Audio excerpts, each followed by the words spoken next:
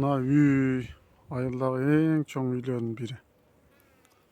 Үй азмаз ремонту сылабы. Актылуу жашаганга болот. İçinde паровой бар эмес бар. Мына жерден баштап, бул жерге чейин, мына бурчка чейин бир 20 метрдей бар.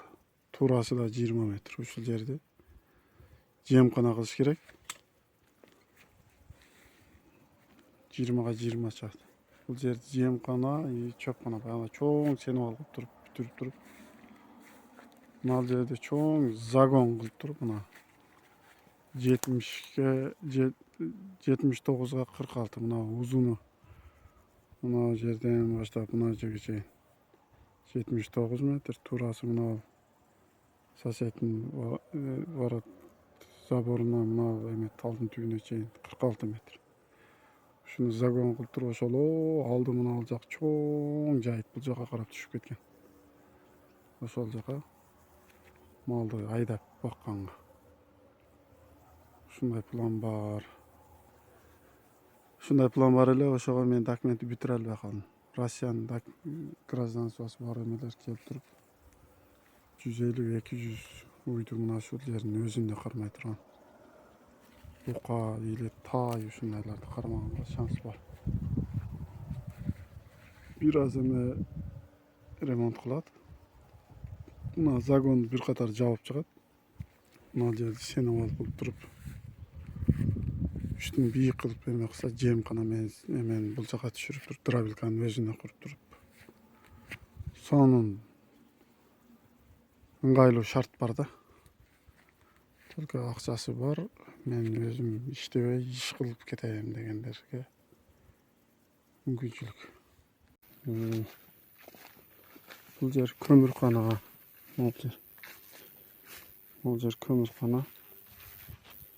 Жерде чоң бир 15ге 15 местандай жөнөкөй. Бул жерде тооккана эмелер болгон экен, ошо эскилер турат. Бул жер аткана, уйкана. Бул жерде бир 4-5 уйга ылайык, 6 уйга ылайык место бар. Кышын тоок да камайт экен да, буның ичи моундай бойдон турат азыр.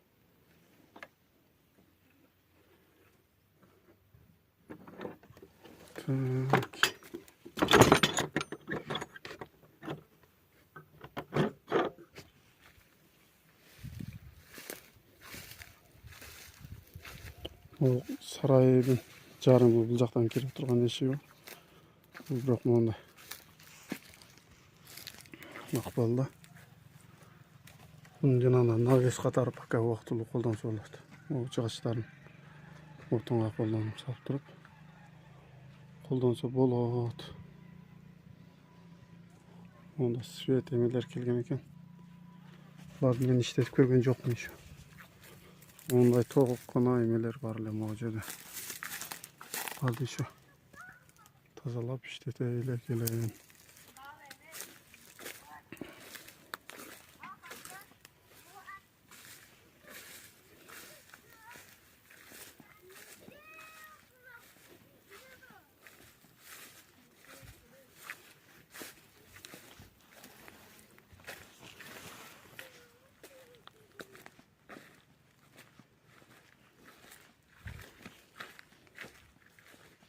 Эми бул огород. Ол жерде качалкасы бар экен, бирок бул иштебейт экен. Бир аз ремонт кылыш керек дейт, андан кийин иштейт дейт. Үйдүн ичинде бирок главный эмеден келген айылдын суусу бар. Таза суу ичип колдонгон. Эми мына могу огород. Огород чоң.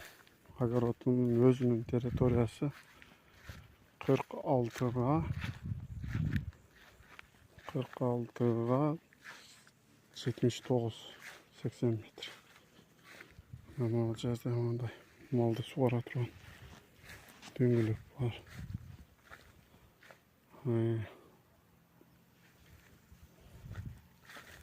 Малды сугара турган дөңгөлөк бар. Могу жерге 1-2 3 үй эме кылат амазон. Могу огородду сатырган болсо жазы менен эч жака чыкпай ушул жердин өзүндө эле жамгырга чөп моундай болуп чыгат. ошону оттоп жатат. Бул жак соседтин огороду. Могу столбарлардан баштап. Ошол столбадан могу талдын түбүнө чейин 46 метр тууралыгы.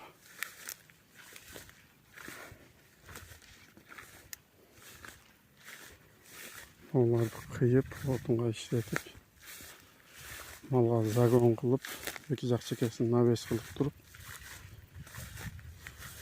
кылганга мүмкүнчүлүк бар. Россиянын жарандары боло турган болсо, жерде азыр могу документтен бир аз кысып жатканы үчүн Россиянын жарандарына эч ким чыга албайт. Булар бул жерде коңшулар жакшы байгандай жөнөкөй, жанагындай жаман привычкалары жок. Ак көңүл коңшулар бар эле. Азыр мен документти бүтүрө албаганым үчүн кетип жатам бул жерден. Анан могул менин огороддун этеги. Могул немелери бар моундай. Булар бирок эми турбалардан башкасы жарбайт. Нарыларын отун кылып салып туруп, буга жанагындай 3 метрден гарбил алып келип туруп, бийик кылып тосуп, моундай шамал кирбей турган кылып туруп, гарбилди бирине бири тийгизип кагып туруп, загон кылып, мал кармаса сон болот. Бул жерден могул эме айылдын этегинен атайын малга деп алган элем. Азыр эми ушундай ситуация болуп сатууга туура келип жатат. Могул жер менин үйүмдүн огородумдан бүткөндөн кийин, огородум бүткөндөн кийин могул жерде жол бар. Жолдон бирок машина деле өтпөйт, себеби бул жерде жаштар кетип калган, бүт кары картаң эмелер калган. Бул айылда мектеп бар, ФАП бар, айыл өкмөтү өзүнүн мектеп 11 жылдык мектеби бар. Ушундай мына айылдын чекеси мондай жайыт. Бул жерде коңшулар айтат, бул жерде 3000 кой, 1000 баш уй жүргөн эле кезинде дейт. Азыр бул айылда ушул айылдын ылдый жагында бул. Ушул ылдый жак загон кылып, мал кармаса сон болот. Бул жерден могул эме айылдын этегинен атайын малга деп алган элем. Азыр эми ушундай ситуация болуп сатууга туура келип жатат. Могул жер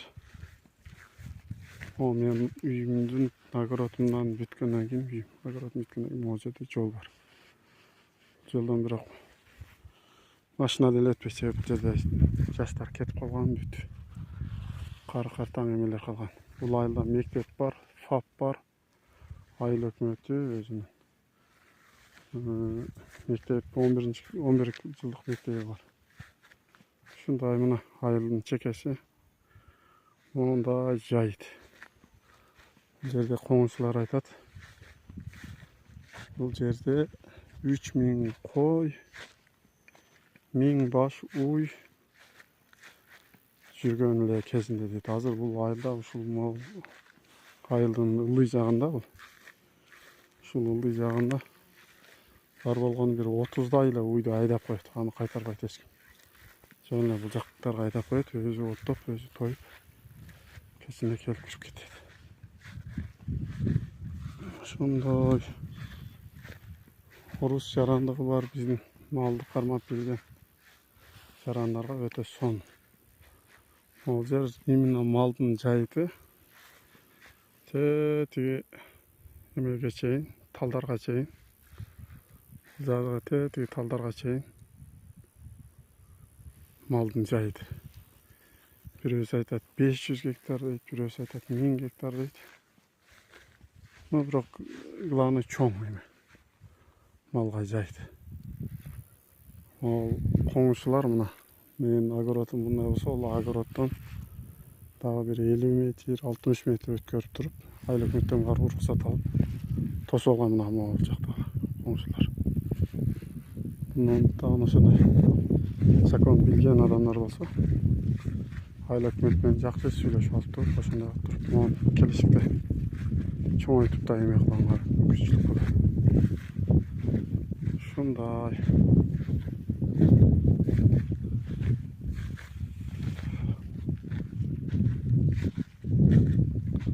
Ол менин үйүм.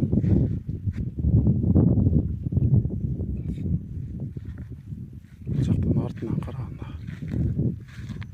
жерде эме анан бул айылда жумуш, официальный жумуш боло турган болсо, официальный жумуш могу жерде бир ферма бар. Чоң ферма, 2,5 миң баш ушундай эме кармайт экен. Галстина деген жана сүт багытындагы уйларды. Ушул жерде 180-200дөн ашык адам иштейт. Ушул айылдын тургундары. Бирок алар бүт бардыгы эмелер. Башка кыргыз жарандар бул жерде жок азырынча. Бирок малга өтө ыңгайлуу жер. Булар өтө жалпоо.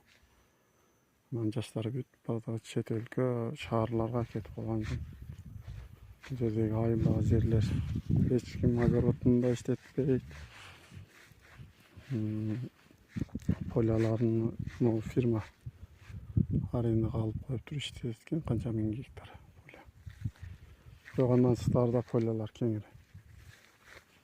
Бар болгон законду жакшы билген адам болуп туруп, бир юрист менен кеңешип, айыл өкмөтү менен кеңешип туруп, чоң жердеги жерлерди арендага алып туруп иштеткенге болот.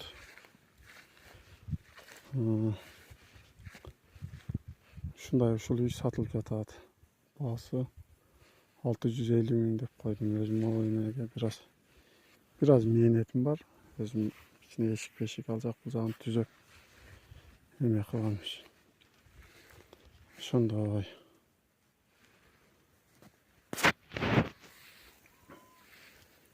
Бул жагыны мисалы гарбил менен 3 метр бийиктикте көтөрүп, бул жагын 3 метр, тигил жагында 3 метр бийиктикте көтөрүп туруп эме кылса сонун болот. Загон кылып алып, бул жагынан эшикти ачып, эшиктен түз поляга сразу отко чыгып кетчүдөй. Жайытка чыгып кетчүдөй. Мүмкүнчүлүгү бар. Эгин-тегин жакын жерде эгин жок. Мал жанагына эгиндерге кирип кетпейт. Анан бул жерде эме урлоонун баасы 800 рубльдан 1000 рубльга чейин ушундай баада болуп жатат азыр.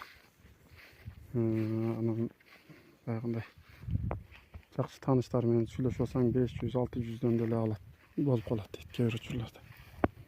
50 урлоон, 600 урлоон. Бир урлоонун салмагы 350 килограммдан 500 килограммга чейин болот экен. Ушундай мал эмелер жазы менен чабылган эмес, мал кирген, мал жеген. Мал жегенден кийин кайра дагы ушунча өсүп